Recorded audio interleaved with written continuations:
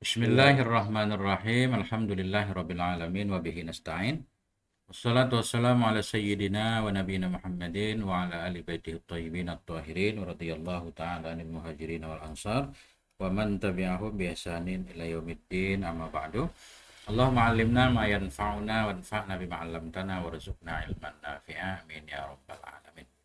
Para ustaz semuanya yang saya hormati, semoga semuanya senantiasa dalam lindungan Allah dalam keadaan sehat walafiat. Amin. Kita lanjutkan belajar memaknai kitab Takriratus Sadidah juzuk pertama. Sudah sampai di halaman 31, 131, masih berkaitan dengan najis. Ya. Sekarang najis nomor 4. Qala al-muallif hafizahullahu taala wa nafa'na bi ulumihi fid dharaini amin ya rabbal alamin. Al-maitatu yang keempat, najis lagi yaitu bangkai.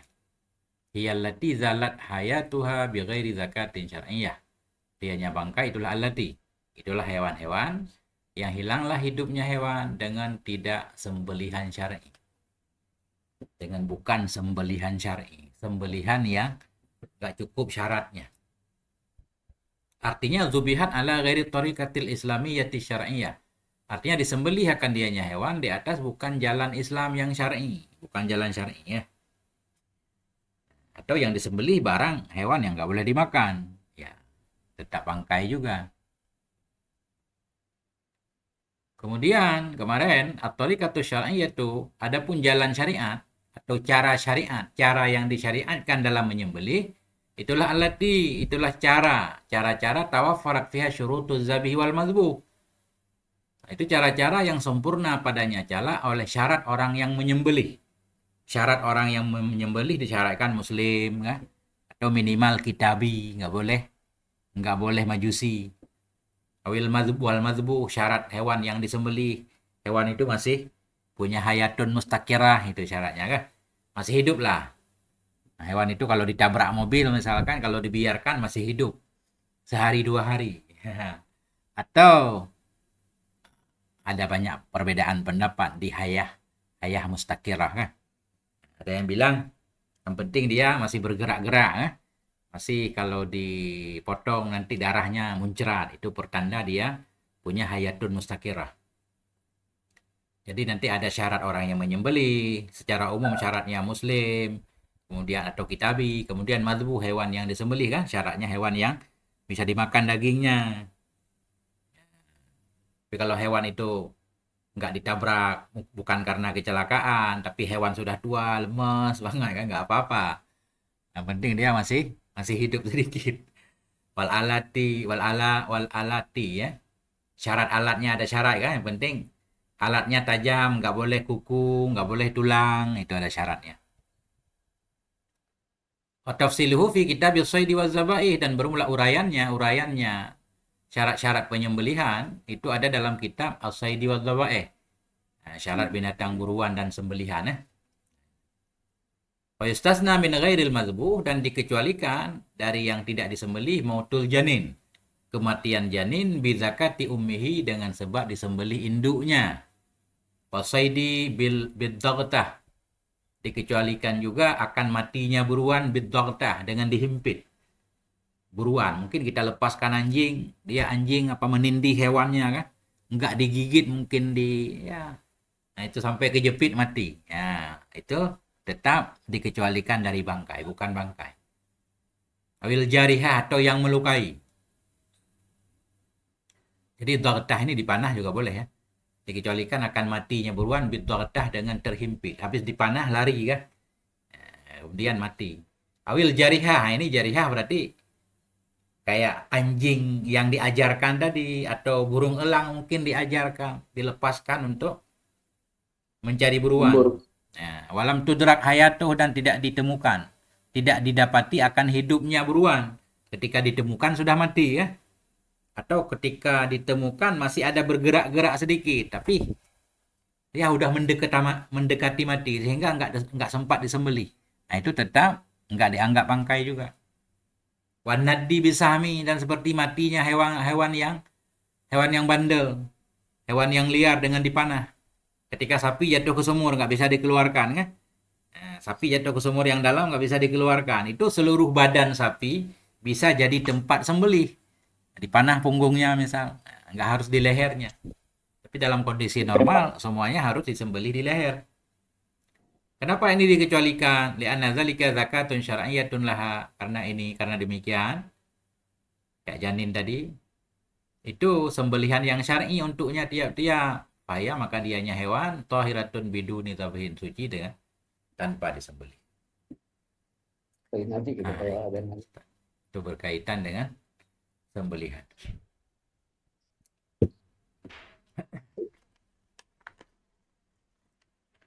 Bagaimana hewan yang ditembak sekarang kan? Karena dalam kitab mazhab Syafi'i syarat kalau diburu dipanah harus dengan alat yang tajam seperti panah, ujungnya kan tajam itu.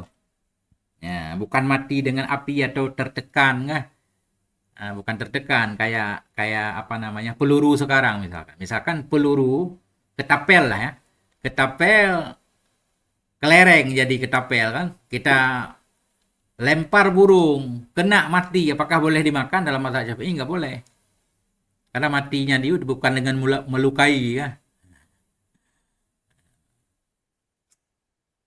Disyaratkan alatnya harus tajam. Tapi ada juga pendapat yang menyatakan tembakan sekarang bisa juga dimakan, tapi bukan mazhab Syafi'i. Nah, kayak apa itu senjata apa namanya? Nah, saya menyebutkan nggak tahu saya Indonesianya senjata angin itu. Kan ada itu, nah, dipompa itu ditembak. Ya, dalam mazhab Syafi'i nggak boleh dimakan. Kalau senjata peluru tajam bisa kali guru, karena luka juga berdarah juga. Hmm. Tapi disyaratkan harus matanya runcing, Ustaz, tajam. Kalau peluru sekarang kan pakai api katanya. Ya, tapi ada yang membolehkan, maknanya ya tetap ada solusi.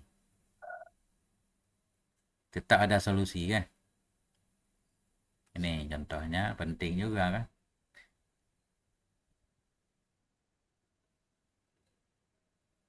Eh,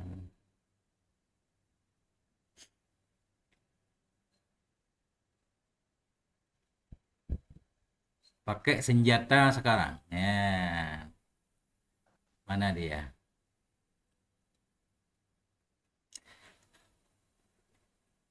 Hukum as-saidi birasas. Ini hukum buruan dengan rasah. Rasah ini ditembak dengan peluru panah, peluru eh bahan apa pelurunya itu? Kalau bedil itu. Bahannya rasas. Timah, Timah ya, timah timah, itu. timah. Ah. Hukum berburu dengan rasas kan? Senjata yang pelurunya timah. La yahillu fi madhabil Imam Syafi'i. Tidak halal ya pada mazhab Imam Syafi'i.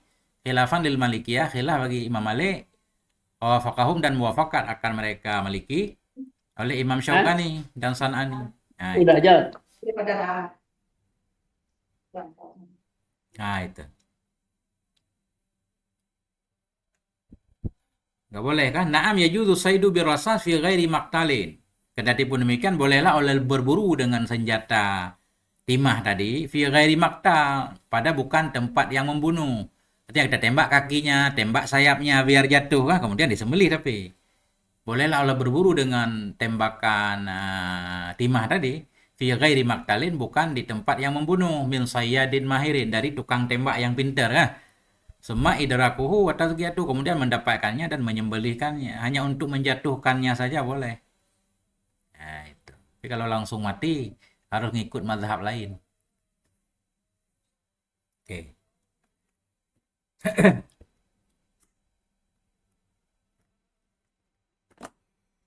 5. Hukmu jami'il hayawanati hala hayatiha. Ini adalah hukum semua hewan-hewan pada waktu hidupnya hewan. Hewan ketika kondisinya masih hidup. Jami'ul hayawanat, bermula semua hewan. Hala hayatiha, pada ketika hidupnya hewan, tahiratun suci. Hewan yang masih hidup suci, ilal kalba, kecuali anjing, wal khinzira babi, wa far'a ahadihima, dan keturunan salah satu keduanya. Keturunan babi bersama anjing atau keturunan dia bersama hewan suci lainnya. Ya, itu diambil sisi kenajisannya. Anjing kawin sama apa namanya kambing ya. itu dianggap najis juga. Tapi dalam kitab fikih ini penjelasannya panjang banget Ustaz. Tapi ini singkat saja secara umum lah. Nah itu.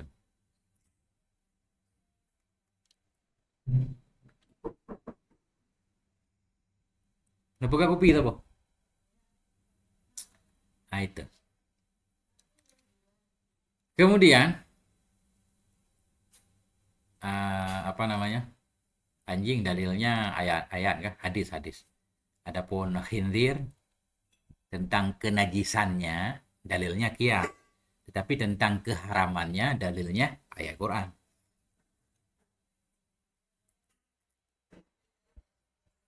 Yang keenam, hukumu jami'il hayawanat ba'da mautiha. Hukum semua hewan sesudah matinya hewan. Sesudah matinya hewan bighairi zakat syariah dengan bukan sembelihan syar'i. Hewan yang mati bukan disembelih syar'i, apa hukumnya? Kulluhan najisatun, seluruhnya hewan najis.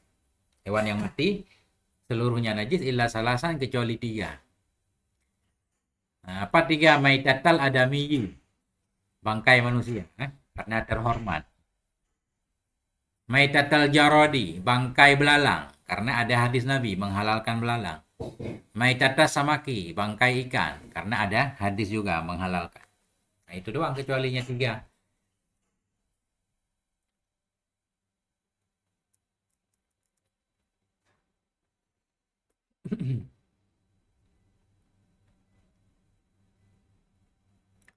Berarti bangkai hewan yang nggak ada darah kayak bangkai nyamuk, bangkai kutu tetap najis kan?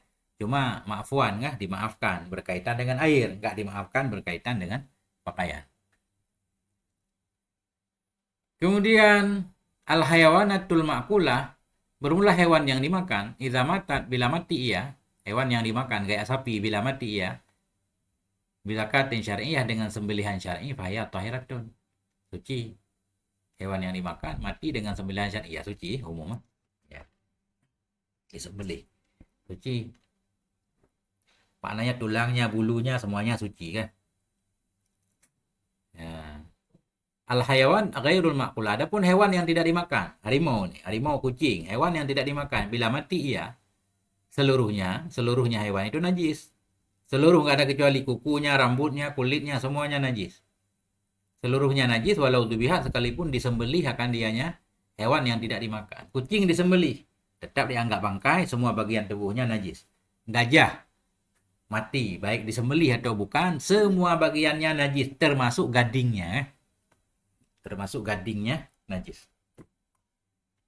Yang bisa disucikan cuma kulitnya.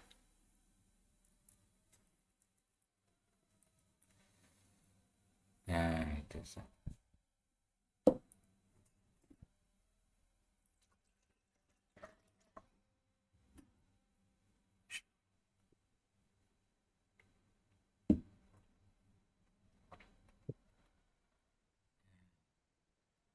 Kemudian hukmu sya'ri jami'il hayawanat, hukum rambut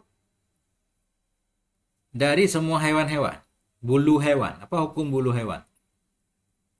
Sya'rul hayawanatil ma'kulah, adapun bulu hewan yang dimakan sesudah infisal, adapun bulu hewan yang dimakan yang ada ianya bulu sesudah terpisah dari hewan itu suci. Ini hewan masih hidup nih berarti. Ayam, ya kan? Ayam hewan yang dimakan, kita cabut bulunya. Nah, bulunya suci. Bisa dibikin buat bola tangkas itu kan. Nah. Atau domba, kita ambil bulunya sana untuk bikin jaket. Nah, suci.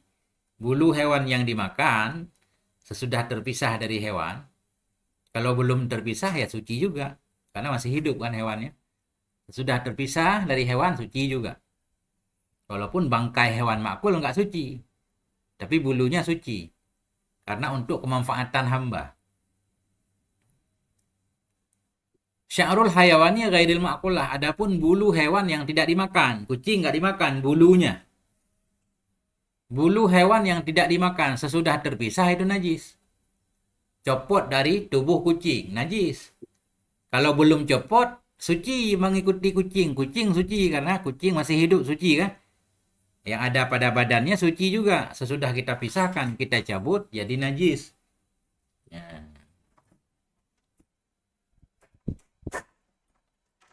Keledai nggak boleh dimakan. Berarti bulunya yang copot, najis juga. Nah, sehingga beliau mentaklik ini. Bulu hewan yang tidak dimakan. Sesudah terpisah itu najis. Walaupun najis dimaafkan. Yu'fa an qalili sya'ri najisin min ghairi mughalladin. Dimaafkan dari sedikit bulu najis dari bukan mughalladah. Bulu kucing. Nah, sedikit dimaafkan. Dimaafkan dari sedikit bulu najis dari bukan hewan mughalladah, bukan anjing babi dan keturunannya. Sedikit dimaafkan. Berapa dobit sedikit? Ya, 3 helai lah. Nah, itu kalau kita baca dalam Hasyiah Bajuri misal. 3 helai. Wa yu'fa an kasirihi, dan dimaafkan dari banyaknya bulu najis. Pada hak kasas, hak tukang jagal nih. Kasas bukan tukang jagal, apa namanya ya? Tukang sama Ustaz ya. Benar nggak? Tukang potong, tukang potong. Kasas kan penggunting kan? Nah, apa dia tugasnya motong-motong rambut apa gimana? Tukang cukur.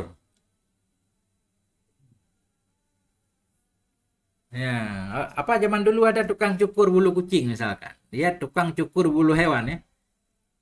Masya Allah.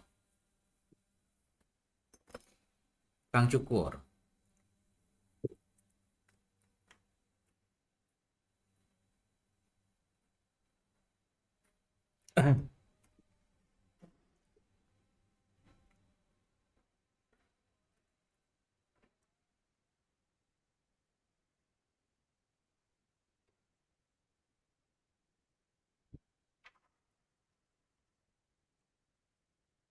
Ya.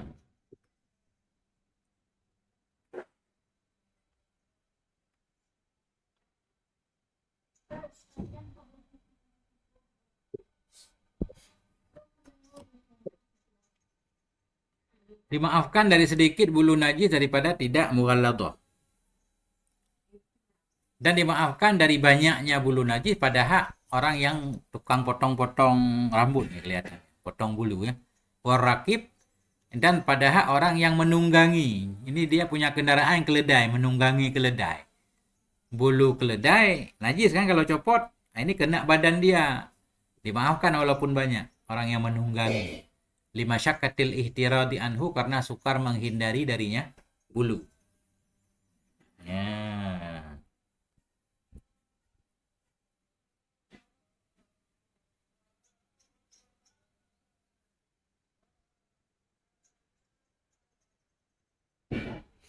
Nah itu.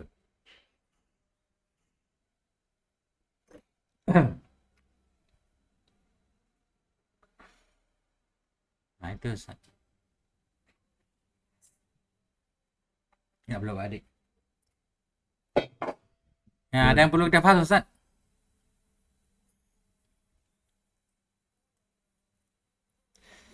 Aman guru, aman. Aman. Wa amma qoblal infisal, adapun sebelum terpisah,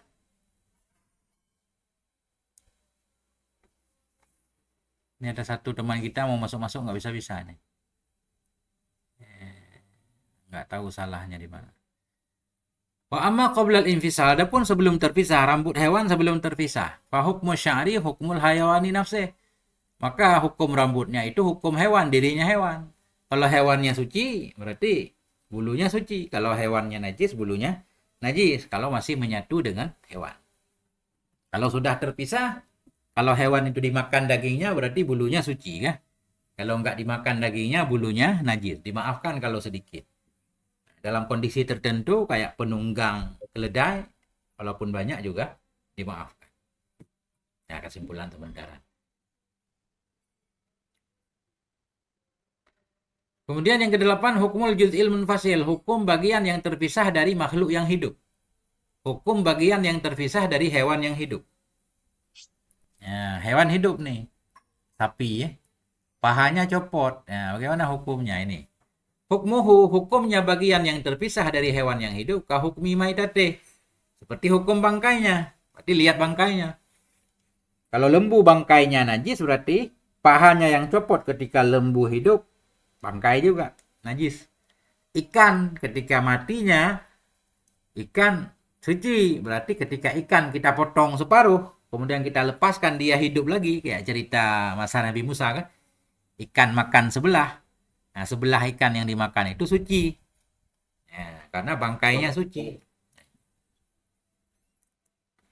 Adapun hukum bagian yang terpisah dari hewan hidup, kahukmi maitateh, itu sama seperti hukum bangkainya hewan.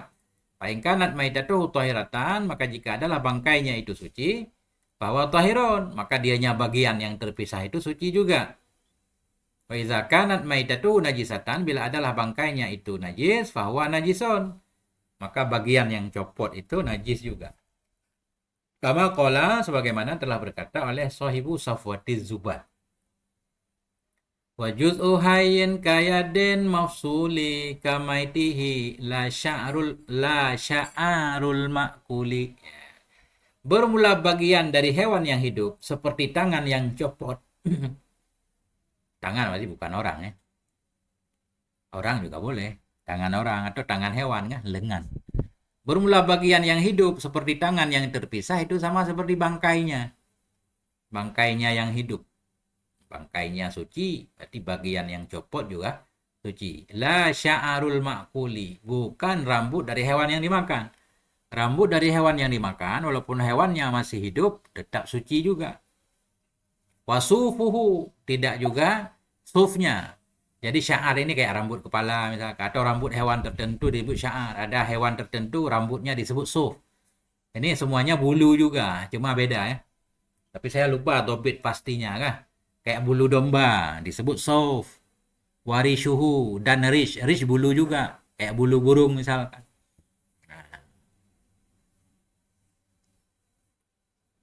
Wariqatuhu, riqah. Riqah ini kayak liurnya ya. Liur hewan, hewan suci, suci. Wa arakun, keringat. Wal misku, misik, misik dari musang. Ya, musang ada bagian tubuhnya copot, wangi, suci. Walaupun dia bagian hewan kan, dikecualikan. Karena bernilai banget nih, misik. Summa fa'aratuhu, kemudian fa'arahnya misik. Ya, fa'arahnya misik. Atau fa'arahnya musang. Ini kembali ke belakang. Fa'arah itu juga sama kayak misik ya. Bagian dari hewan tertentu, musang pulut namanya, wangi. Nah itu suci, nggak najis. Ini kembali ke misik. Fa'arahnya misik. Fa'arah, iya. Jadi fa'arah ini bukan tikus ya. Fa'arah kantong misik lah. Misik dan kantong misik. Ya, oi. Ini beliau memaknai fa'aratul misik, fa'arah misik. Maka kayak tikus Ustaz, mungkin bentuknya seperti tikus disebut fa'arah. Dan fa'arah misik ini fasalat jika terpisah ya min hayyin dari musang yang hidup. Fahiyat tahiratun, maka dianya kantong misik ini suci. Wa ini fasalat jika terpisah ya copot dia dari bangkai musang, udah mati musang baru copot. Fahiyat najisatun, maka kantong misik ini najis. Ya, itu katanya dari kelenjar tertentu, kelenjar musang menghasilkan wangi. Nah, itu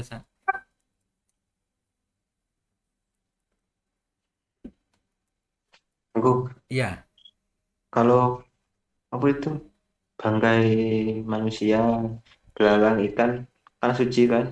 Kalau dimakan bisa nggak tuh kalau bangkainya? Kalau suci bisa selain manusia, ikan dan selain belalang manusia. bisa, manusia nggak boleh dimakan, lihurmatihi ya, karena terhormat. Ya. Jadi bukan najis, tapi tetap nggak boleh dimakan. Dia bukan najis, tapi tetap nggak boleh dimakan. Nggak boleh dimakan bukan karena najis, karena ihtiram, nggak? Lihurmatihi, terhormat. Nah itu, dalam sebahagian Orang definisi najis kan, kullu mustaqdarin, haruma tanawuluhu, kan? Setiap kotor, atau setiap benda yang haram memakannya, la lihirmati. La lihurmati, haram makan bukan karena terhormat. Ya, keluar nanti kalau haram makan karena terhormat kayak manusia, nah itu bukan najis. Gimana Ustaz? Mau nanya apa coba? kalau hewan yang nggak bisa dimakan Kalau invisol bulunya masih hidup loh itu. Najis nggak bulunya tuh? Najis. Hewan yang nggak dimakan dagingnya. Harimau, Belum kucing. Ada belum mati kan? bagian tubuhnya invisal, bulunya atau kulitnya atau apapun najis, sama seperti bangkainya najis. Kalau belum mati, Gimana? belum mati. Iya, belum mati, tapi hukumnya seperti hukum bangkainya. Saya simpulkan biar gampang, Ustaz. Hewan yang dimakan dagingnya. Hewan yang dimakan dagingnya. Ketika dia hidup, ada bulunya, rambutnya copot, suci. Ya kan? Ya. Hewan yang tidak dimakan dagingnya, bulunya copot segala macam ketika hidup najis. Nah, gitu.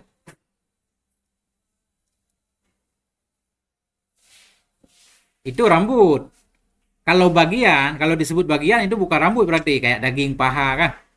Nah, kita lihat, hewan masih hidup, copot bagian badannya, pahanya. Suci apa enggak? Lihat bangkainya.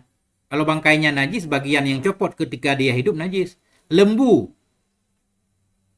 copot kakinya, kakinya suci enggak? Kita lihat bangkainya, bangkai lembu najis, berarti kakinya yang copot najis, bangkai. Ini bukan bulu nih bagian.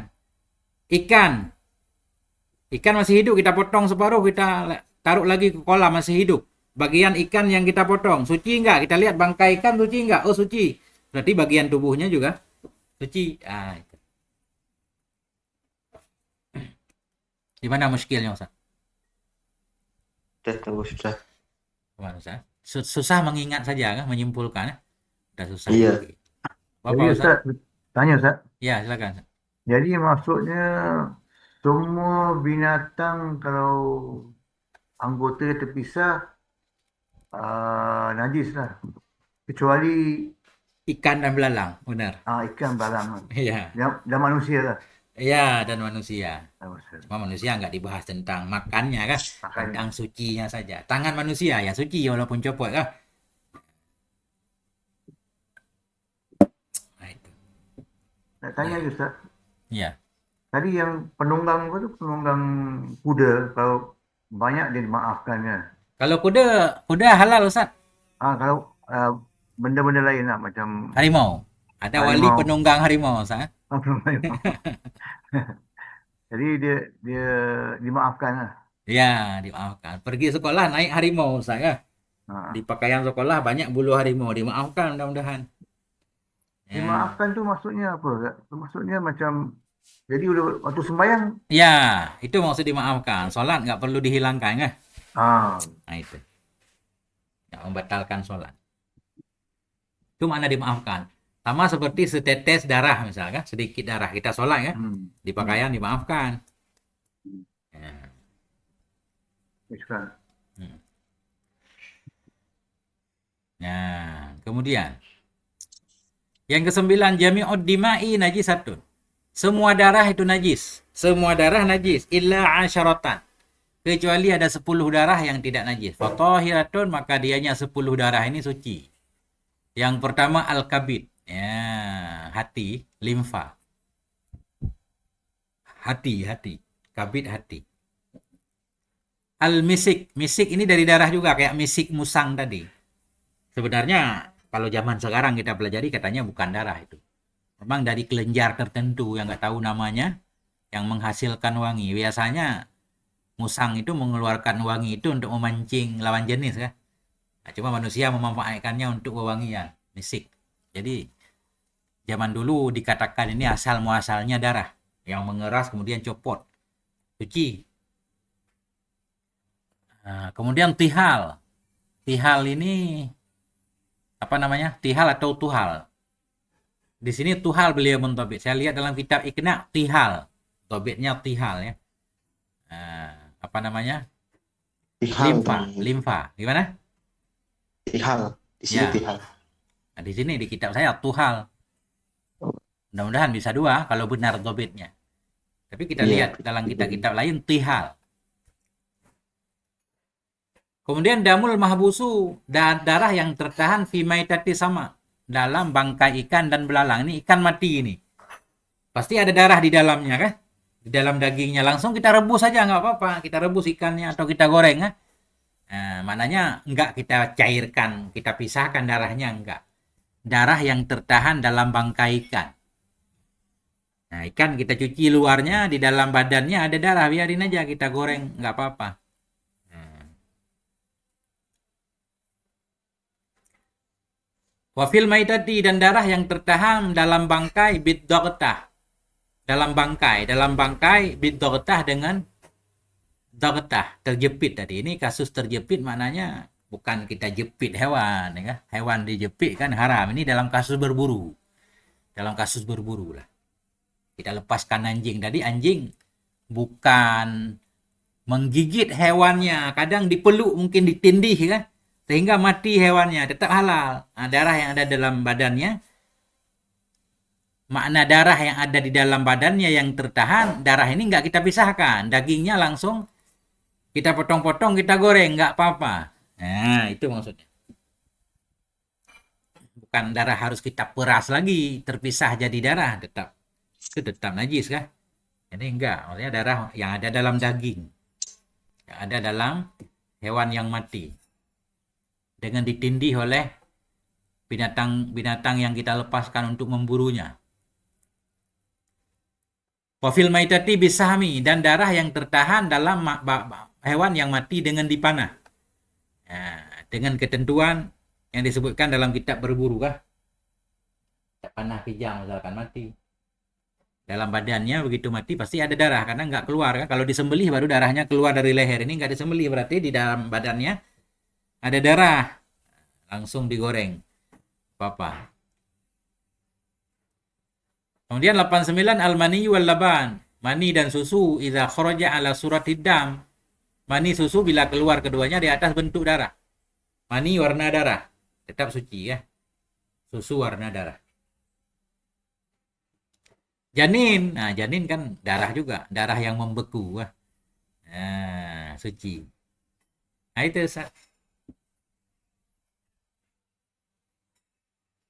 maknanya, habis kita potong sapi nih, potong sapi kurban. Dengan ketentuan nggak dicuci, kan? Kemudian dagingnya udah kita potong-potong, langsung kita goreng, langsung kita masak, nggak apa-apa. Ada darah-darah dalam daging nggak apa-apa, dimaafkan. Bahkan nggak dianggap najis, kan? Nah, suci. Justru kalau sudah kita cuci harus cuci bersih. Kalau nggak dicuci sama sekali nggak apa-apa. Kalau kita cuci harus cuci sampai bersih. Ini satu. Peminhu, sebahagian dari darah yang suci. Adamul mutabakti. Nah. Damul mutabaki alal adami, darah yang tersisa di atas tulang ba'da dzabhi, sesudah menyembelih. Darah yang tersisa yang tertinggal di atas tulang sesudah disembelih. Ini najis tapi dimaafkan, fayu'fa idza subba alaihi ma'ut tabakhi. Maka dimaafkan darinya darah apabila dituangkan di atasnya darah akan air masak. Nah, ini daging kambing bersama tulang-tulangnya. Ada darah di situ. Kita taruh dalam panci ya. Kemudian kita tuangkan air, kuahnya dimasak. Enggak apa-apa. Dimaafkan, enggak perlu dicuci. Malam yusibuhu ma'un inda dhabhi. Selama tidak mengenai akannya tulang daging tadi. Selama tidak mengenai akannya oleh darah, oleh air ketika menyembelihnya. Selama dalam proses penyembelihan nggak kena air. Kalau udah kena air, darah udah campur air, darah itu harus dibersihkan benar-benar. Sampai suci ya, baru boleh dimasak. Maknanya, daging ketika dimasak nggak diharuskan dicuci. Dimaafkan darah yang ada di sana. Kalau sudah dicuci, harus benar-benar dicuci. Kalau nggak dicuci, nggak usah dicuci sama sekali. Begitu kita tambah air sebagai kuah, itu nggak dianggap mencucinya, tapi itu kuahnya, nggak apa-apa. Nah, itu. Karena kalau dicuci, darah nggak habis-habis, keluar terus. Nah.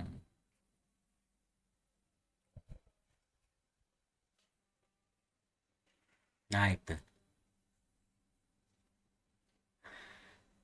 Wa kadzalika ma ubtuliya bihi min damil lisah. Demikian juga ma yang berbala, yang dibalakan orang dengannya ma dari darah gusi. Ini orang ada kadang keluar terus darah gusinya kan. Dimaafkan nggak apa-apa.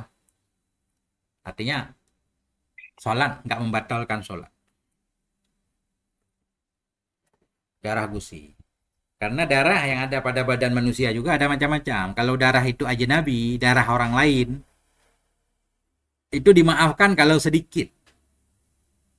Setetes dua tetes. Tapi kalau darah kita sendiri kayak darah luka, walaupun banyak dimaafkan. Ada borok di lutut nggak? Sehingga ada keluar darah sampai mengalir, kadang sampai ke betih, dimaafkan. Nah, boleh sholat. Tapi kalau darah orang lain, darah ajnabi nggak dimaafkan. Ya, dimaafkan kalau sedikit banget, setetes dua tetes. Kayak darah nyamuk, setetes dua tetes dimaafkan. Darahnya, nyamuknya nggak dimaafkan. Ada bangkai nyamuk di kantong kita nggak dimaafkan. Bingung juga kita ya. Para ulama cara membagikan najis. Nah itu.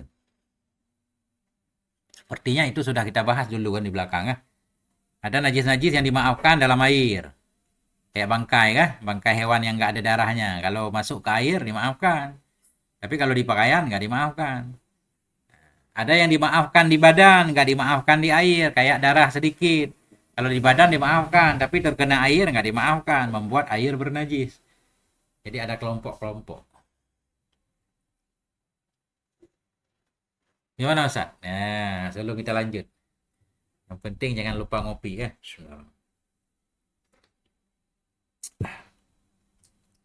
Saya tanya, Ustaz, itu darah misk itu darah musang, bukan kijang, Ustaz. Ya, Dobiyun ya. Dalam kitab biasanya ibaratnya Dobiyun Ustaz ya. Dobiyun. Dobiyun itu memang kijang. Kijang yang Kijang. ada misiknya. Ya. Oh, Tapi nggak tahu, sering maknanya dulu musang Ustaz. itu. Tapi kalau kita lihat ibarat kitab, Dobiyun seolah-olah kan. Dobiyun dalam kitab. Jadi memang misik kijang. Ya, kijang. Ustaz. Nah itu. Tapi biasa makna turun-temurun nggak tahu muncul dari mana musang Ustaz. Masih ingat Ustaz Maulana di kitab Iyanah yang kita ngaji kemarin gimana ibaratnya? Memang fa'rah gitu ya, fa'ratul misik ya. Cuma misik di sono ada ibaratnya dari Dobiyun, memang dari musang. Oke. Kemudian mana lagi tadi?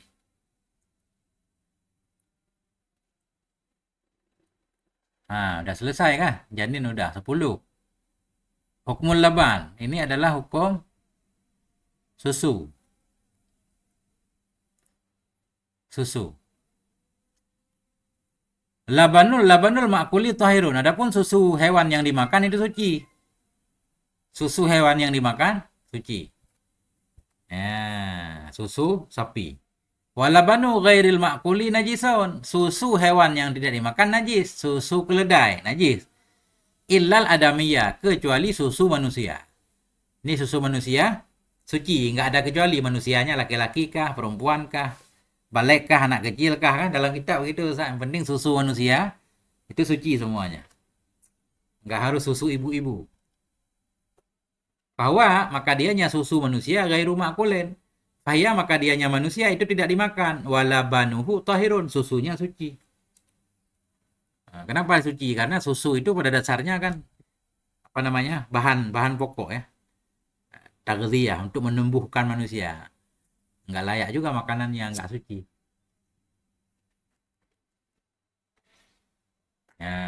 Susu. Kan banyak yang menjual Ustaz kan, susu kuda liar kan. Karena kuda halal berarti susu kuda liar berarti halal. Susu kuda liar.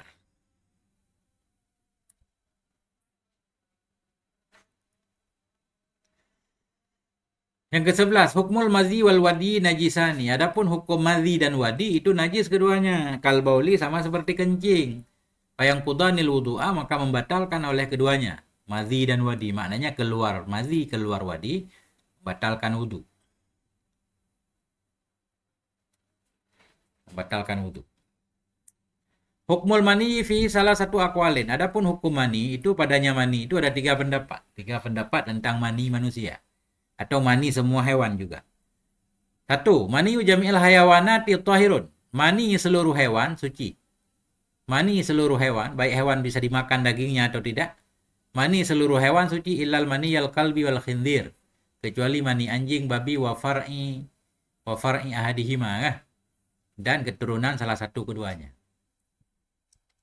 Mani gajah, suci. Bahwa qaulul Imam bin Nawawi, dianya mani seluruh hewan itu suci, itu pendapat Imam Nawawi, wahwal mu'tamadu. Dan ini adalah ya mu'tamad.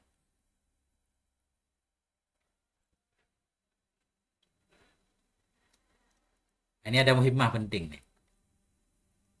Yang beliau tulis pasti penting ya. Nah, muhimmatun. Guru maaf, no, guru nanya. Ya. Silakan, Ustaz. Ini kalau yang keluar itu sebelum pendahuluan jima itu madi atau wadi? Apakah itu juga najis? Ya, madhi, najis, ya. Najis. Cuma pembahasan kemarin dimaafkan untuk Oh, jima. itu dimaafkan. Ya, dimaafkan untuk jima. Untuk lain nggak dimaafkan. Untuk sholat nggak dimaafkan. Kalau kena di pakaian harus dicuci ya. Tapi untuk menjima istrinya nggak disyaratkan harus cuci dulu. Tapi khilaf itu. Inilah yang akan kita baca Ustaz. Belum. Jadi Belum yang sampai. sebenarnya sudah isyarah kemarin di belakang. Cuma ini ada muhimmah lagi. Inilah yang akan kita baca. Ini pertanyaan Ustaz terjawab nih, ya. Nih, saya baca dulu Itu ya. mutbako maknanya apa, Tengku? Gimana? Mutbako itu maknanya minhu damul mutbako itu maknanya apa? Lupa saya tadi. Yang taklek 1, taklek. Mutabaki. Damul mutabaki, darah yang tersisa. Oh, darah yang tersisa. Pantai takutnya Nggak tenang. Oh, nggak tenang ya. Oke. Muhimmatun ya. Nih muhimmah. Dia pakai sandal tuh ya, yang sandal. Mik ya. Muhimmatun. Qala fi Busyral Karim, berkata oleh muallif Busyral Karim dalam kitab Busyral Karim. Saya lupa ini Ustaz. Ibnu Hajar bukan? Apa Syekh Haturami Busyral Karim? Ya, berkata musannif dalam Busyral Karim, wa mahallu taharatil mani, adapun kedudukan suci mani suci tadi, idza kana ra'su zakari, apabila adalah ujung kemaluan, wal farju, apabila adalah farji, alladhi, farji yang keluar darinya farji oleh mani itu suci. Nah, kalau ujung kemaluan laki-laki, maknanya keluar mani belum kencing dulu, habis kencing nggak cebok kah, nggak istinja kah? Keluar mani ya najis maninya karena terkena kepala zakar yang bernajis, atau farji perempuan kalau habis buang air nggak istinja keluar mani ya maninya jadi bernajis. Jadi makanya beliau membahas adapun kedudukan suci mani bila adalah kepala zakar dan farji yang keluar darinya, kepala zakar dan farji oleh mani itu suci. Wa illa jika tidak suci. Apa contoh tidak suci? Ya habis kencing misalkan nggak istinja, atau habis keluar mazi dulu kah? Nah, kan nggak suci itu. Wa illa karena mutanajisan, ada ianya mani itu mutanajis, berarti mani yang terkena najis. Kalau terkena kain berarti nggak boleh dibawa sholat, harus disucikan karena bukan mani murni. Nah, jika tidak ujung kemaluan suci, ada ianya mani itu mutanajis yang terkena najis, wa harumal jima'u, haram oleh jima'. Haram jima' lagi, harus cuci dulu. Wal ghalib, dan bermula yang sering, ayas biqahul madhiyu. Bermula yang sering itu bahwa mendahului akannya mani oleh madhi biasanya kan. Memang seperti itu, kayak Ustaz Rafi'i bilang. Mendahului akannya mani oleh madhi. Sebelum keluar madhi dulu, berarti kan najis nih. Fayam bagi taharuzu anhu, maka sepatutlah oleh menghindar darinya. Harus dicuci dulu kan, repot Ustaz kan. Habis dicuci dulu udah gagal Ustaz. Makanya banyak ulama menyatakan dimaafkan. Masa harus dicuci dulu? Enggak jadi apa yang terjadi Ustaz kan. Nah ini dalam Busyra Karim. Lakin qala Syabrama Lisiyu, tetapi berkata oleh Syekh Syabra Malisi, annal madhiya yu'fa anhu fi dzalika, bahwa sungguh madhi itu dimaafkan darinya madhi pada kasus demikian. Sebelum orang jima keluar mani, keluar madhi dulu. Madhi itu dimaafkan untuk jima, tidak dimaafkan untuk sholat. Fala yahrumu fi haqqi bin nisbati lil jima khasatan, maka tidak diharamkan. Fala yahrumu, maka tidak haram pada haknya seseorang dengan nisbah untuk jima, hal keadaan jima secara khusus. Li'anna ghuslahu atau ghaslahu yafturuhu, karena mencucinya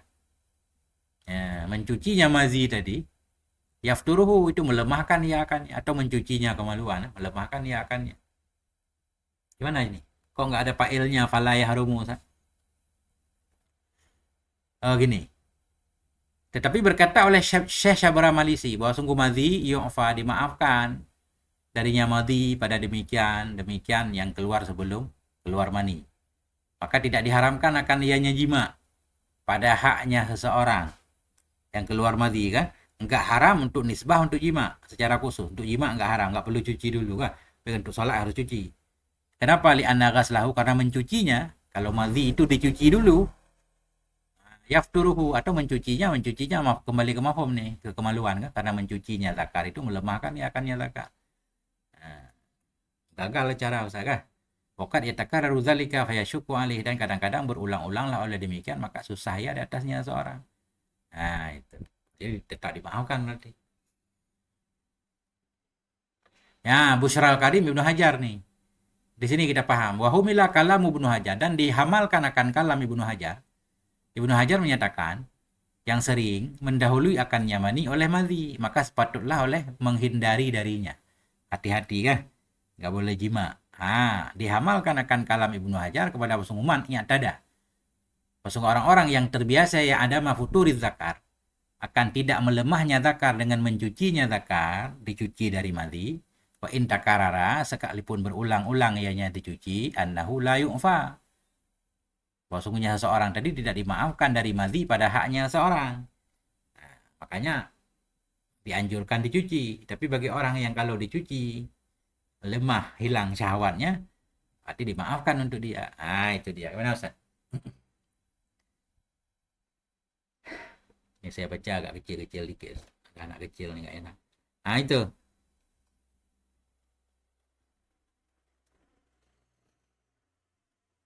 Udah terjawab Ustaz kan? Ustaz Rafi'i?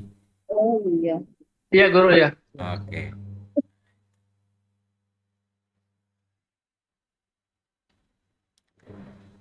Lanjut, 2. Maniyul adamiyyu tahirun, adapun mani manusia itu suci. Wa maniyyu ghairihi najisun, dan mani selain manusia najis. Ini pendapat kedua nih. Pendapat pertama semua mani hewan suci kan? Kecuali anjing, babi dan keturunannya. Pendapat kedua, mani manusia saja yang suci. Mani selain manusia najis. Bahwa qaulul Imam Rafi'i. Ini yang kedua itu pendapat Imam Rafi'i, mazhab Syafi'i juga. Ya. Cuma beliau berbeda dengan pendapat Imam Nawawi ketika bertabrakan antara pendapat Imam Nawawi dan Imam Rafi'i, kan ulama memilih pendapat Imam Nawawi. Kita pilih pendapat Imam Rafi'i boleh juga, nggak apa-apa. Ini imam kan, syekhul mazhab kan, tetap bisa diamalkan. Lebih hati-hati malah kan. Kena mani gajah ini harus dicuci berarti. Yang ketiga, pendapat ketiga, maniul adami, mani manusia, wa mani kulli hayawanin makulin tahirun. Mani manusia, mani seluruh hewan yang dimakan dagingnya suci. Ini dilihat nih yang bisa dimakan. Tadi di atas nggak bisa dimakan pun suci kan. Wa maniyu ghairil ma'kuli najisun. Mani hewan yang tidak dimakan najis. Pendapat ketiga, mani gajah nih najis. Pendapat pertama nggak najis.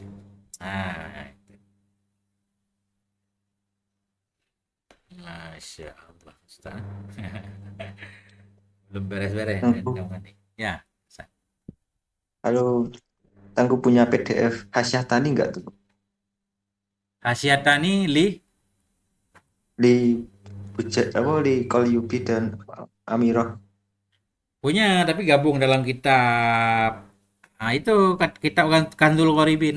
Itu digabung Oh, cetakannya, nggak terpisah. oh iya, iya. Kenapa Nanti aja Ustaz? tunggu. Kenapa? Ada ibarat yang muskil? Itu kalau di situ Imam Rafi'i didahulukan gitu. Nanti aja tunggu buka ibaratnya, nanti nggak selesai. Didahulukan Saya Imam baca Rafi'i. itu, ya. Tapi di mukadimahnya. Oh iya. Mungkin Tapi jangan didahulukan di situ beliau duluan lahirnya Ustaz. Kalau didahulukan tetap dahulukan Imam Imam oh, Nawawi yang Fathul sering kita Mu'in. dengar. Ya, Fathul Yanah. Ya, nanti kita lihat. Oke. Karena ini juga sudah pernah kita baca di awal mukadimah kitab ini. Yang paling kuat yang pertama mattafaqa syaikhan, sesuatu yang sepakat Imam Rafi'i dan Imam Nawawi ya. Kalau infirad keduanya berarti atau kalau bertentangan keduanya kita ambil mu'tamadnya atau tarjihnya Imam Nawawi. Oke, yang ke-13, hukmul baydi, hukum telur. Hukum telur itu tahirun suci. Ingkana min hayawanin tahirin. Jika ada ianya telur itu dari hewan yang suci. Walau ghaira ma'kulin, walaupun tidak dimakan. Penyu nggak dimakan karena dia amfibi, hidup di dua tempat. Telurnya suci dan boleh dimakan malah kah? Hukum telur itu suci bila ada ia dari hewan yang suci, sekalipun hewan itu tidak boleh dimakan. Telur apa misalkan? Hewan yang tidak bisa dimakan. Gagak kan nggak boleh dimakan misalkan. Misalkan Ular ada, tenggul. nah, telurnya berarti suci.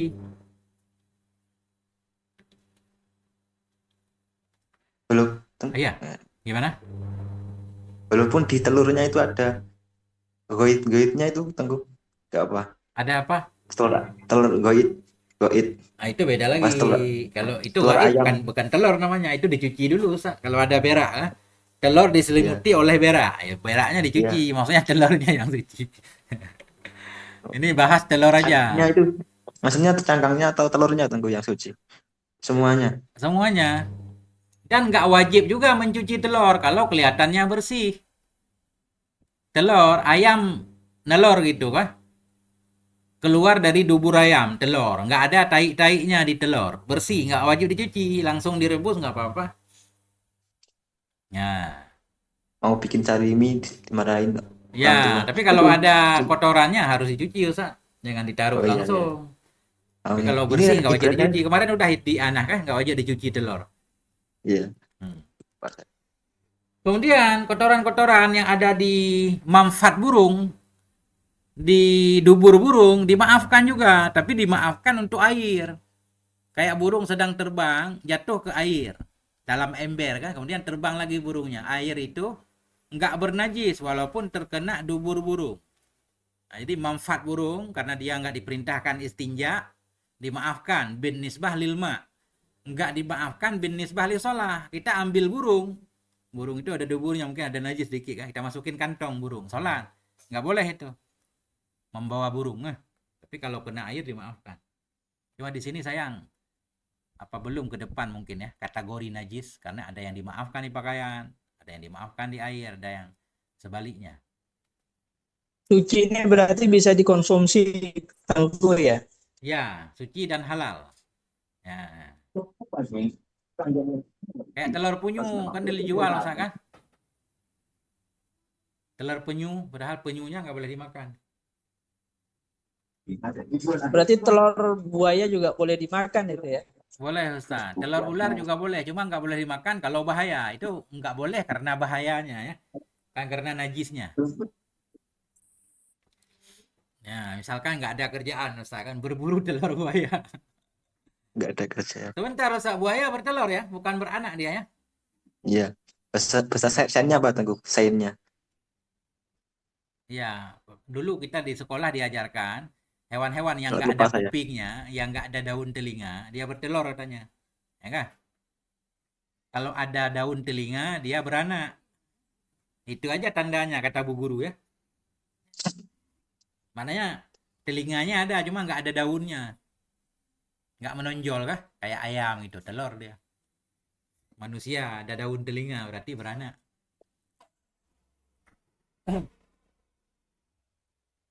Itu kata Bu Guru dalam pelajaran biologi.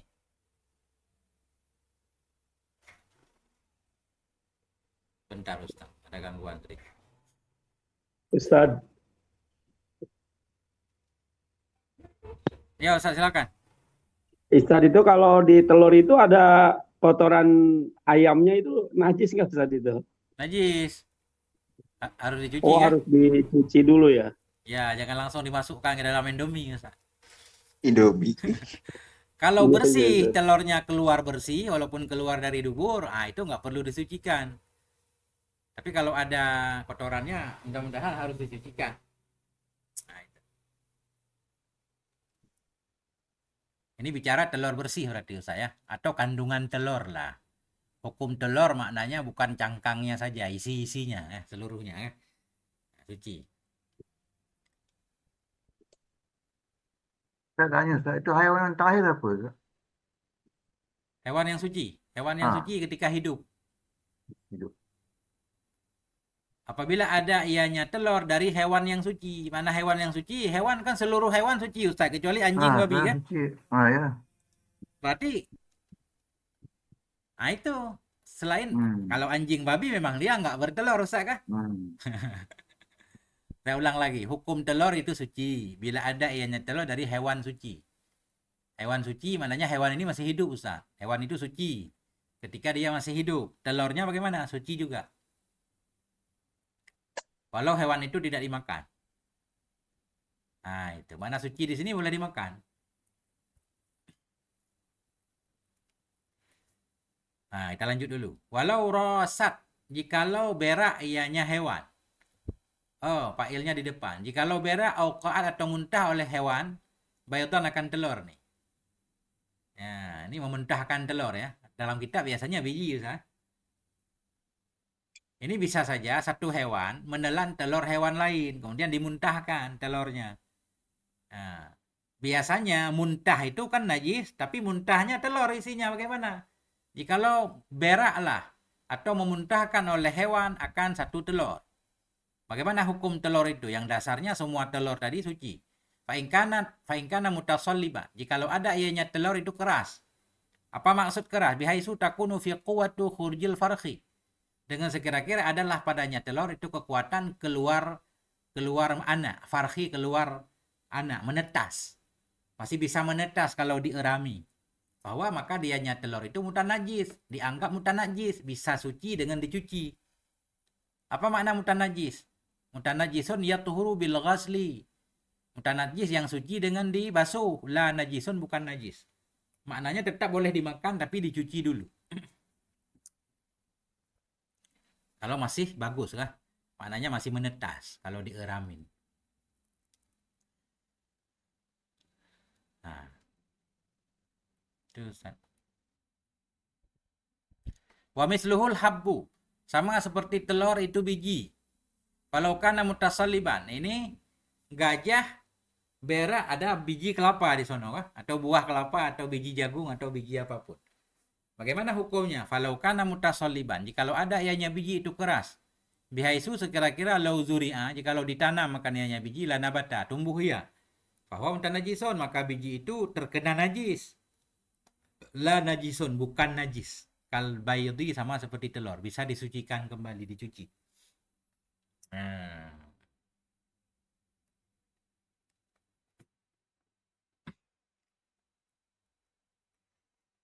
Tadi telur ya. Telur. Telur tadi. Kalau hewan mengeluarkan telur, kita lihat kan berarti kan. Kalau masih menetas, berarti mutanajis. Ini kasusnya yang mengeluarkan telur ini hewan hidup nih. Kalau hewan mati beda lagi. Wahada fil ma'khudhi. Oh. Fahada aja justru sebaliknya. Wahada fil ma'khudhi minal maitah. Ini tadi hukum di atas tadi kalau dierami masih menetas itu dianggap mutanajis. Ini pada yang diambil dari mayat. Ada ayam mati ya. Ayam mati kita belah perutnya ya ada telur. Ada telur. Nah, telur itu suci enggak? Dilihat dulu. Menetas enggak? Nah, kalau masih menetas kalau dieramin suci. Kalau enggak menetas nggak suci. Ya, ini berarti dari bangkai. Tapi kalau telur itu dari hewan hidup, mau keras nggak keras, tetap suci kan? Benar-benar. Kan ada juga ayam kadang telurnya lembek masih kulitnya. Amma ghairul maitah, adapun bukan bangkai, fatahirun, maka suci walau lam yutasalab, sekalipun tidak mengeras ianya telur. Hatta law istahalat al baydatu daman. Sehingga jikalau berubahlah oleh telur menjadi darah, ada darah itu di dalam kan? Darah-darah kayak mau jadi gitu. Tapi belum jadi hewan, belum jadi anak ayam. Darah doang, merah-merah. Sehingga jikalau berubahlah oleh telur tadi akan darah, faya tahiratun, maka telur itu tetap suci. Di atas mah yang mensahihkan akannya oleh Imam Nawawi dalam tangkehnya Imam Nawawi dalam bab najasah. Dan mensahihkan oleh Imam Nawawi dalam syarat salat. Darinya kitab tangkeh bahwasanya telur itu najis kalau sudah berdarah. Jadi dua pendapat Imam Nawawi. Yang kuat yang mana? Wal aujahu hamlu hadza alama tastahilu hayawanan. Bermula pendapat yang aujah itu memahami ini. Ini beliau bilang telur yang sudah berdarah najis. Kita tempatkan sudah berdarah, sudah jadi hewan mananya. Tapi belum menetas kan? Tapi sudah jadi anak hewan. Bermula yang aujah menghamalkan ini pendapat beliau menyatakan telur berdarah najis kepada ma tastahilu yang berubah. Ianya darah tadi hayawanan menjadi hewan.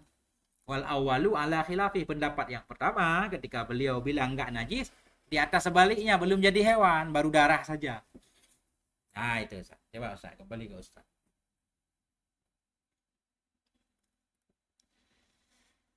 Ya, rumit juga urusan fikih Ustaz. Dia soalnya berkait-kait setiap bab.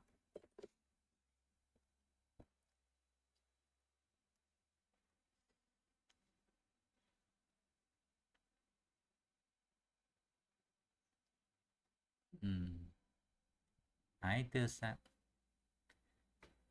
Kesimpulannya telur hewan suci suci walaupun hewannya nggak bisa dimakan kan? Walaupun sudah berdarah selama belum jadi bibit hewan selanjutnya, masih darah doang masih suci. Kalau sudah berbau itu najis tidak Ustaz telurnya? Itu udah berbau, udah busuk namanya kan? Itu pasti nggak bakal menetas kan Ustaz? Kalau dieramin kan? Najis berarti. Oh, itu najis. Telur tembuhuk gitu. Ya. Telur busuk bahasa kita. Najis.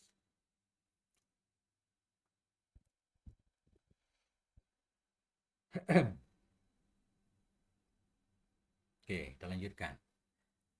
Kemudian yang ke-14, hukmu rutubati farjil mar'ah, hukum rutubah. Apa rutubah? Cairan ya. Cairan dari kemaluan perempuan, farjil mar'ah. Wahia dianya rutubah farjil mar'ah, ma'un abiyadu, air yang putih, mutaraddidun bainal madzi wal araq. Mutaraddidun yang berkemungkinan ya. Yang dicurigai. Gimana cara maknanya mutaraddidun Ustaz? Yang ragu-ragu bahasa Indonesia yang benar Ustaz. Mutaraddidun. Mutaraddidun apa makna yang pas? Ragu-ragu, bimbang ya. Bolak-balik, mondar-mandir. Nah, dianya rutubah itu air yang putih, mutaraddidun yang diragukan atau yang bimbang ya, antara madhi dan keringat. Nah, yang meragukan antara madhi dan keringat. Keluar cairan di farjil mar'ah.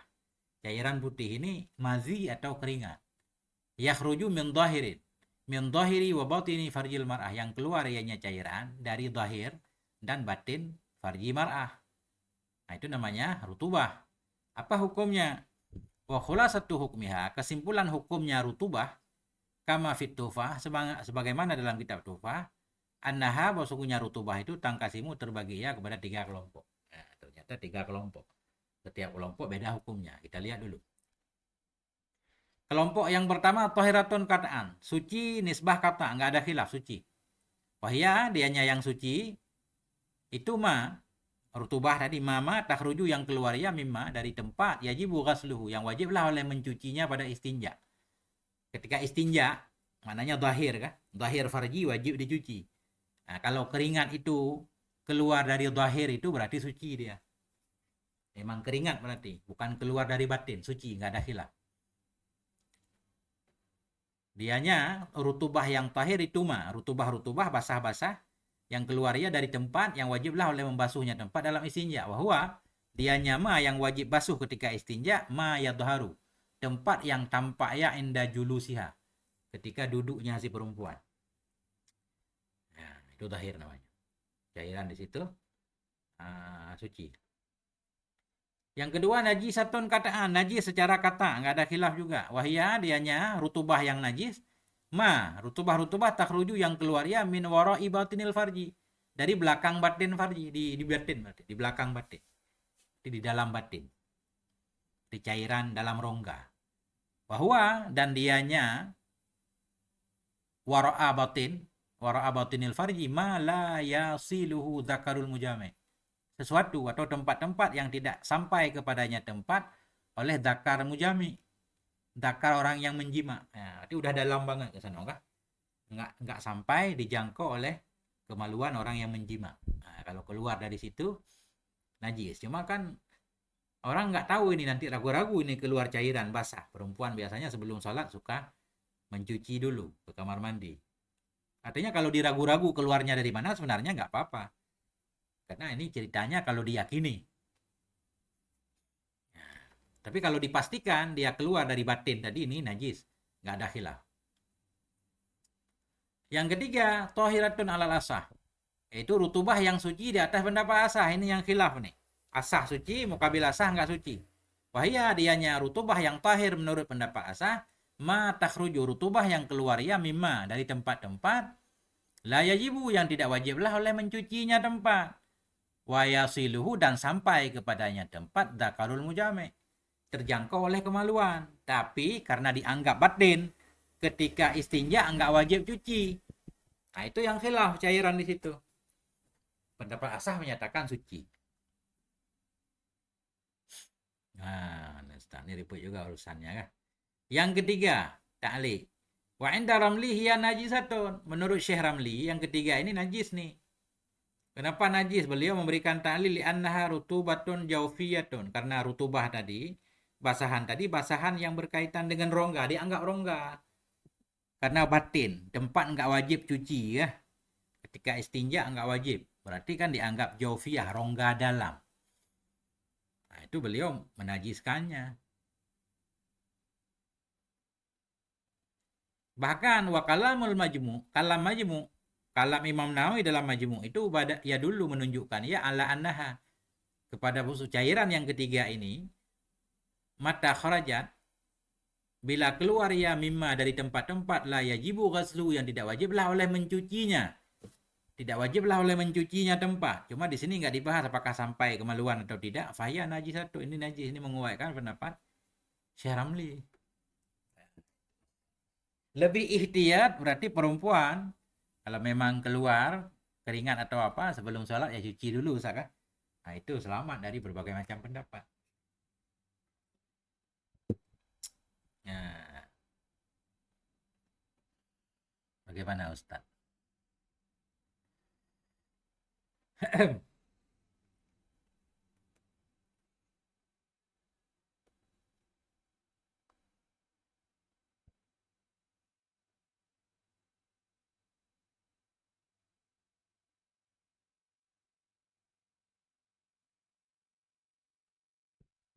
Ya, itu dia Ustaz.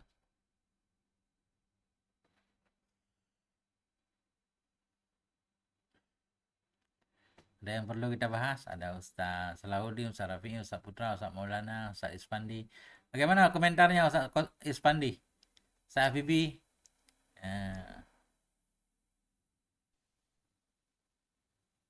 Nah, itu. Mau komentar tapi nggak ngerti itu kebiasaannya kayak gitu. Enggak, ini nggak usah dikomentarin tentang cairan ini, Ustaz belum balik. Nggak boleh. Tentang yang lain dari awal kajian dari sampai di sini maksudnya. Ya. Kalau nikah nanti jangan lupa surat undangan Ustaz ya. Ini Ustaz Maulana ini masih bujangan nih. Bujang yang belum laku. Iya. Nah, jangan lupa ngundang-undang nanti kita jamaah.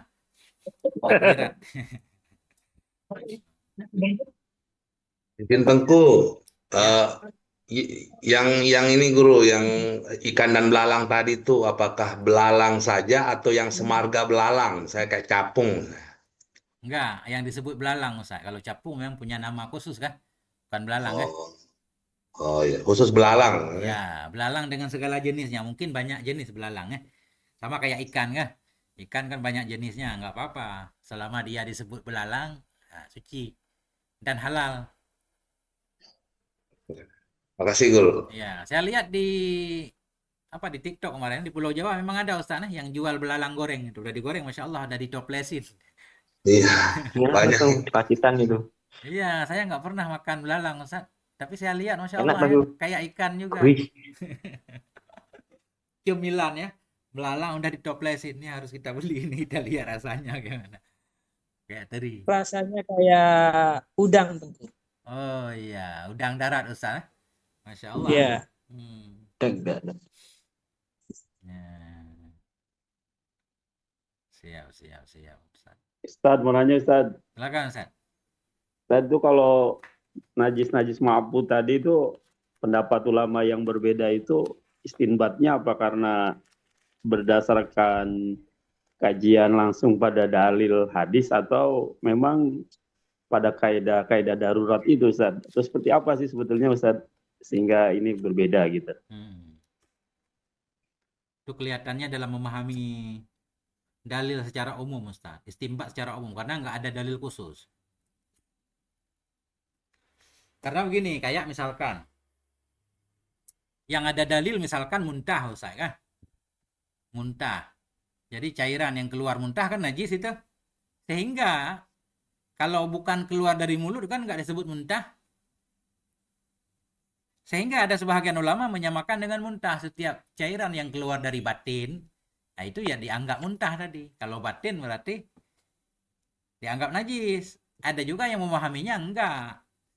Yang najis kalau keluar dari mulut. Tapi kalau bukan keluar dari mulut belum tentu juga. Kayak kasus rutubah farji tadi. Ini besar kemungkinan karena ijtihad atau istimbat. Karena nggak ada dalil khusus. Makanya khilaf. Kalau ada dalil yang terang benderang nggak khilaf. Ada juga khilaf, kemungkinan khilaf kan dalam memahami dalil, tapi sedikit. Dari ijtihad para ulama ya. Makanya berbeda-beda. Makanya semuanya boleh diikuti Ustaz. Kalau kita lihat mukadimah kita ini semua pendapat itu boleh diikuti kecuali yang dianggap itu ketergelinciran. Para ulama menyatakan itu hafwah, tergelincir, itu nggak masuk sama sekali, itu yang nggak boleh. Tapi kalau selama masih nggak dianggap itu sebagai ketergelinciran atau keteledoran para ulama, masih boleh diamalkan untuk pribadi. Ya, nah itu mudah-mudahan begitu. Nah, sepintas.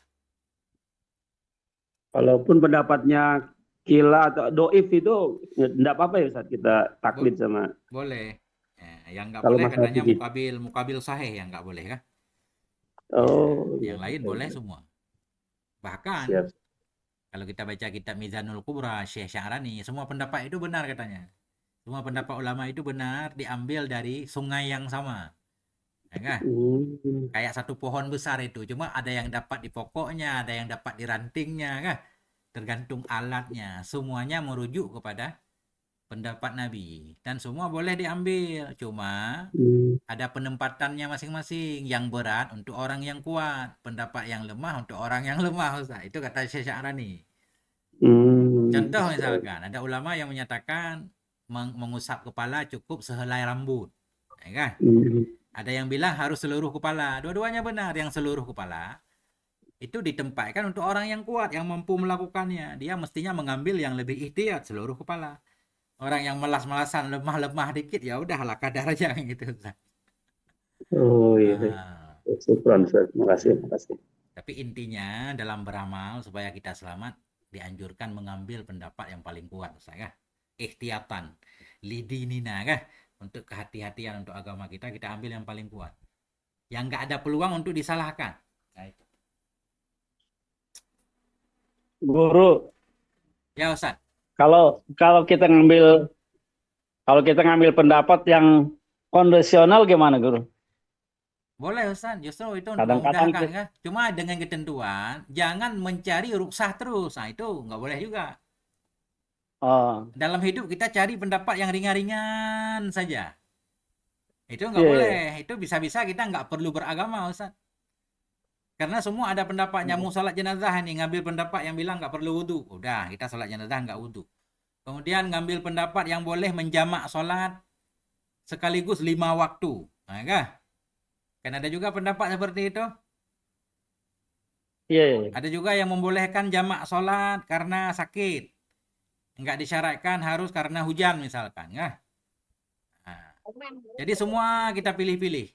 Pokoknya yang ringan-ringan saja Ustaz. Akhirnya kita nggak perlu beragama, nggak boleh katanya. Itu menyebabkan kita lepas dari ribukatut taklif. Tapi kalau sekali 2 kali ngambil ruksah itu nggak apa-apa Ustaz. Justru namanya ruksah kan keringanan yang dibolehkan dalam kondisi tertentu. Boleh. Nah, cuma kita dilarang Ustaz. Dilarang memberi fatwa. Kenapa mufti ketika ada yang bertanya dilarang memberi fatwa dengan yang mudah-mudah? Itu kalau dia sudah diangkat sebagai mufti. Nggak boleh. Harus pendapat yang ikhtiyar kan untuk umum. Kalau amal binafsih boleh. Yang lemah sekalipun. Tapi yang baiknya ikhtiyar. Kemudian kenapa juga ada kiai, kalau kita datang ke kiai, kita punya masalah segala macam. Beliau kadang memberikan solusi bukan pendapat muktamad. Mukabil muktamad, boleh enggak? Para ulama menyatakan boleh. Itu masuk dalam kategori bukan fatwa. Masuk dalam kategori babul irsyad. Dalam bab membimbing umat. Ya, nah, cari solusi. Kayak misal, contoh ya, dalam kitab Yana misalkan. Orang yang meninggalkan sholat itu wajib menggunakan seluruh waktunya untuk qadha kan gitu? Nggak boleh. Nggak boleh buang-buang waktu. Selain waktu darurat, untuk makan, ke kamar mandi, segala macam. Semua harus digunakan untuk qadha sholat yang ditinggalkan. Kan berat banget itu. Orang kadang nggak mau. Nah, akhirnya ada pendapat. Para ulama memberikan solusi nggak apa-apa. Qadha pelan-pelan saja. Selesai zuhur, qadha zuhur. Selesai asar. Qadha asar. Lama-lama kan selesai. Nah, itu walaupun nggak muktamad. Tapi itu yang diamalkan. Nah, itu solusi. Termasuk bab irsyad. Membimbing umat. Nah, jangan sampai orang gara-gara itu nggak mau bertaubat ya. Gimana Ustaz? Iya. Saya pada Ustaz Rafi. Gimana? Iya ya guru. Tapi kalau kita ngambil rukhsah ketika kita musafir dalam melaksanakan sholat misalnya, kan kita suka sampaikan kepada teman-teman, kepada rombongan misalnya. Itu kan memang boleh kan guru ya itu. Boleh, itu memang rukhsah kan. Bahkan kalau kita nggak suka rukhsah, justru lebih baik kita ngambil rukhsah. Ya kan? Dalam kitab kan begitu. Tapi kalau kita udah sering sekali-kali mau itmam, lebih baik. Nah, itmam lebih afdal. Rukhsah lebih baik bagi orang yang nggak suka rukhsah. Supaya jangan sampai ada dalam dirinya kebencian terhadap hukum. Nah, justru lebih baik menggunakan rukhsah. Wallahu a'lam bissawab wa ilaihil marji wal ma'ab. Oh, dikit lagi Ustaz nih. Sebelum judul besar ya. Sebelum judul besar. Insyaallah. Dah jam 7. Enggak apa-apa. Nah, dikit lagi. Kemudian yang ke-15, aksamun najasatil ma'fuwi anha arba'atun. Adapun kelompok-kelompok najis yang dimaafkan dari najis itu ada 4. Dibagi 4. Yu'fa anhu fi thawbi wal ma. Yang pertama, najis yang dimaafkan darinya najis pada pakaian dan air. Kena pakaian dimaafkan, kena air juga dimaafkan. Nah, apa itu? Yaitu wahwa dianya najis yang dimaafkan pada pakaian dan air mala yudrikuhu tarfu. Najis-najis yang tidak bisa melihat akannya oleh mata, kecil banget, yang ada di kaki lalat. Kena pakaian nggak apa-apa, boleh langsung sholat. Lalat hinggap di air juga nggak apa-apa. Kemudian yang kedua, mayu'fa'anhu fi thawbi. Ada najis yang dimaafkan dari najis pada pakaian, ketiadaan air, kakali lidam, sedikit darah, setetes darah kah? Kalau di badan, di pakaian dimaafkan karena susah menghindarkan. Kalau banyak nggak dimaafkan kayak darah nyamuk, karena bisa kita buka baju kalau tidur kah? Tapi kalau sedikit, setetes, 2 tetes dimaafkan di pakaian. Tapi kalau di air nggak dimaafkan karena air mudah dijaga katanya, bisa ditutup. Yang ketiga, mayu'fanhu fil ma'i. Ada najis yang dimaafkan darinya najis dalam air, keadaan pakaian. Mait seperti itu yaitu maitatul lati la damalaha sailun, bangkai-bangkai hewan yang tidak ada darah baginya, bangkai itu yang mengalir, kadzubabin wa namlin, seperti bangkai lalat dan semut. Ini kalau terjatuh ke dalam air, walaupun air sedikit tidak menajiskan air selama tidak merubah kan. Tapi kalau terkena pakaian, di kantong kita ada bangkai lalat, bangkai namlin, bangkai semut, nggak sah sholatnya. Kemudian malah yu'fanhu mutlakan, yaitu sesuatu najis-najis yang tidak dimaafkan darinya dalam keadaan mutlak. Umum, dimanapun nggak dimaafkan, yaitu ketinggalan najis yang lain. Tahi ayam nih, kena air nggak dimaafkan, kena pakaian nggak dimaafkan. Nah, itu Ustaz.